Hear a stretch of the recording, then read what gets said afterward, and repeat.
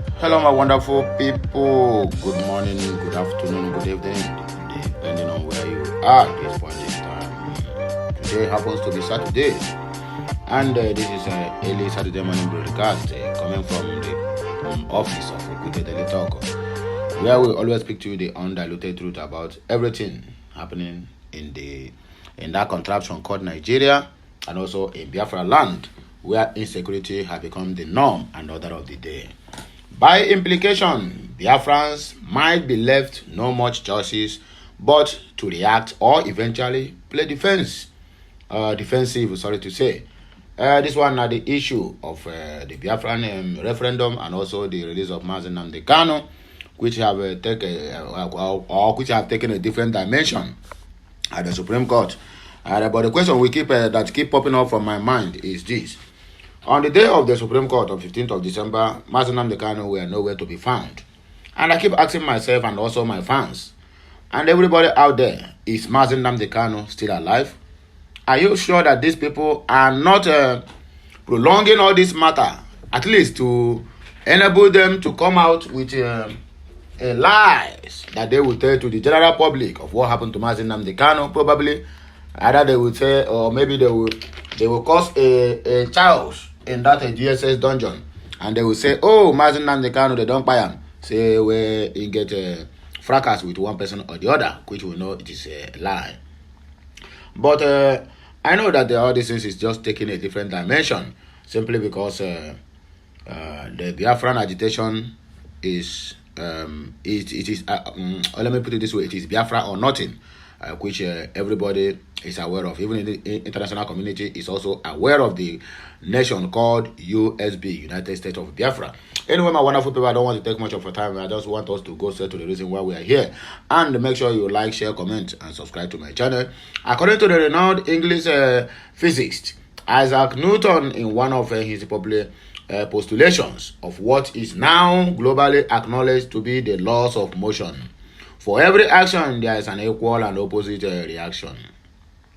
This implies that whatever happens anywhere in the universe, regardless of motive or cause, will surely and invariably prompt a response, which will be opposite and undoubtedly equal. It can be otherwise called the law of cause and effect, according to Isaac Newton. Let's now bring this into the context of the Biafra and Nigeria upheaval that has endured for decades without clearing cited resolutions, especially with the emergence of the indigenous people of Biafra, IPOB. A self-determination movement whose leader, Mazen Nnamdi Kanu, is being detained indefinitely and illegally after he was kidnapped and extraordinarily renditioned to Nigeria from Kenya 2 years ago. We will also take cognizance and recent judgment of the Nigerian Supreme Court on the 15th of December 2023, which many have described as the Supreme Court's failure in its legal obligations to uphold justice like the appellate court did a year earlier. The above cited law then imports that the acting or aggressively party is and has always been Nigerian, while the Biafrans have been left not much of choices but to react or eventually play defensive. Unarguably, what transpired on the 15th of December can only be described as a caricature of justice.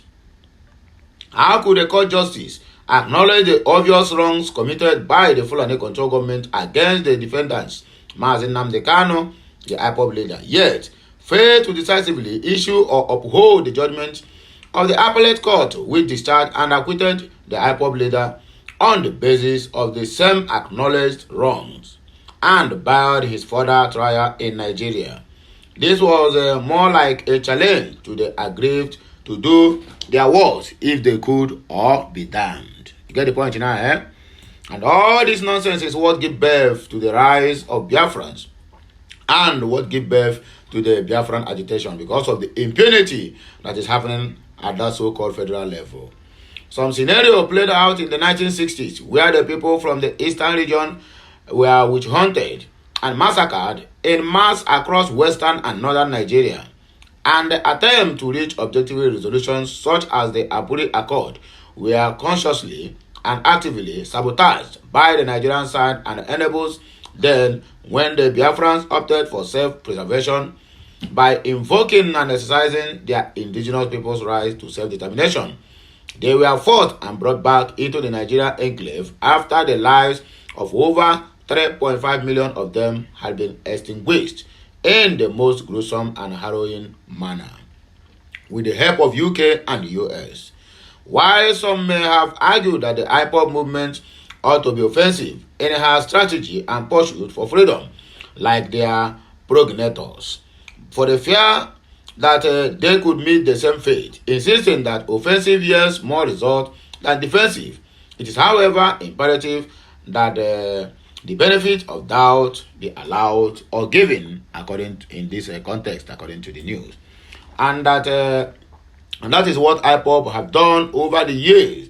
Although with heavy price, IPOB have given a benefit of doubt not only to the Nigerian establishment, its legal and political system, but also to the international community to bear witness to its sincerity in resolving the issues with the preposition of a United Nations supervised referendum. IPOB have endured what even the country that holds and chants democracy, have rights, and non-violence process solution as a slogan and mantra cannot accept. A clear-cut instance is Israel-Palestinian conflict, Russia-Ukraine standoff, amongst others. No country or people could withstand the level of oppression and suppression the Biafrans have put up with the decades, yet peaceful without rising up in a stiff and violent resistance.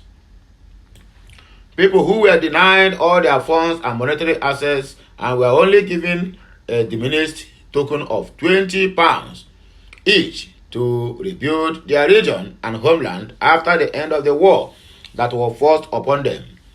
A war which was declared no victor, no vanquished, which was totally pulverized in a brutal genocidal war. A people with several means of access to the sea, yet all seaports are shut down indefinitely. A people whose legal acquired properties are being destroyed with impunity across the length and width of Nigeria, only because it belongs to them and nothing else. A people whose religion is the most militarized, yet the most peaceful as far as security is concerned in Nigeria and even sub-Saharan Africa. Unfortunately, IPOB is most likely left with no choice than to react aggressively, just like their predecessors, since justice has eroded the Nigerian legal system and political resolutions is also in dim sight. There is no much option left. How, when, and with what will be left for the IPOB movement to decide. However, one apparent truth that must be told by all and sundry should they be sincere enough on the day of accountability would be that they gave their all in attempt to resolve the issues amicably, but opposite was obviously and evidently not forthcoming. No one can take that away from them. Well, my people, and I don't hear them, this one is just a kind of essay recounting the experience of Biafrans during the 1967 to 1970 and what is still playing out today, where somebody who the second highest court in the land, has declared him discharged and acquitted, simply because of the way, not that the trial cannot stand, but in the way and manner in which he been brought before the trial is illegal at all ramifications, both locally and internationally. Laws condemns it. The same Supreme Court who condemn all the way manner in which Mazinang have been treated. The security personnel invaded his house. They call it Operation Python Dance. They kidnapped him from Kenya and released him to Nigeria to face trial. Offense that contravenes the international treaty that Nigeria is a signatory to. So Supreme Court condemns all this and still said this one, there's no anywhere being written in Nigerian law that this one will make Nnamdi Kanu not to to evade trial. And I was looking at them and said, what kind of country is this? Now Nigeria is giving international interpretation on a law that they don't make. They just make the law and they put their signature. Now they come back now to tell us that Mazen Nnamdi, even if they like, they will kill him. It does not matter. He must still face trial for treason. And what are the treason? Is there any treasonable offense that Mazen Nnamdi have committed that is more than what Sheikh Gumi is have been trained with his mouth? Is there any treasonable felony or what do they call it that Mazen Nnamdi committed that Asari Dokubo, the one that is making noise on the internet, have not done? We are just fold our hands watching them. Watching the international community as them also showed deaf ears to the cry and the lamenting of the Biafrans. But a time shall come when all these things will become a past tense. Anyway, my people, if you get this message, you like, share, comment, and make sure you subscribe to my channel for more interesting videos coming your way. Now here, back a take bar break. Okay, Messiano.